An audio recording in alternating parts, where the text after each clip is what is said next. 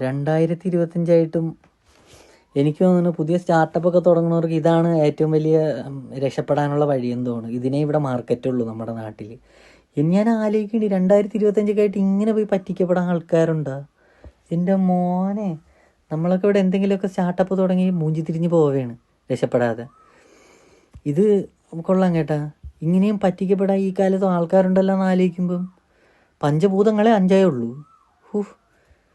ആൾക്ക് ലക്ഷം വെച്ച് കൊടുത്തതാണ്.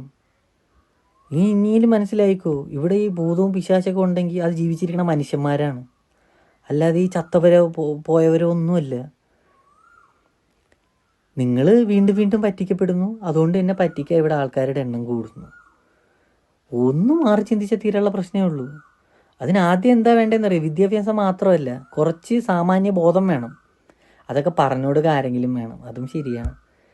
പോട്ടെ, ഇത് ഇനി എത്ര കാലം ഇങ്ങനെ എനിക്ക് തോന്നുന്നത് ഉള്ള കാലം ഇങ്ങനെയൊക്കെ പറ്റിച്ച് ജീവിക്കുകയായിരിക്കും.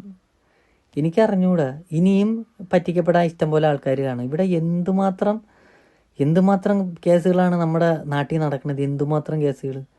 ഇവിടെ പുനർജനിക്കുമെന്ന് പറഞ്ഞ് ആത്മഹത്യ ചെയ്ത ആൾക്കാരുണ്ട്. ഇവിടെ മറ്റേ ശക്തി കിട്ടുമെന്ന് പറഞ്ഞ് കൊന്നു തിന്ന ആൾക്കാരുണ്ട്. ഇതൊക്കെ എവിടെ നിന്ന് കിട്ടാനാണ്? നിങ്ങൾക്ക് വല്ല ശക്തിയും വേണമെങ്കിൽ വല്ല ജിമ്മിൽ പോകണം. പിന്നെ കാശ് കിട്ടുമെന്ന് പറഞ്ഞൊന്നും ഇങ്ങനെ ചെയ്യല്ലേ. വല്ല ജോലിക്കൊക്കെ പോയി ജോലി ചെയ്ത് ജീവിക്കുക. എത്ര കാലം ഇങ്ങനെ ഈ അന്ധവിശ്വാസവും പേരെ നിങ്ങളൊക്കെ നടക്കും? വരും തലമുറയെങ്കിലും ഇത് മന്ദബുദ്ധി അല്ലാത്തൊരു തലമുറയെ വാർത്തെങ്കിലും എടുക്കാം. ശരി, നമുക്കൊരു പോസിറ്റീവ് എനർജിക്ക് വേണ്ടി ദൈവത്തെ പ്രാർത്ഥിക്കണേ തെറ്റില്ല.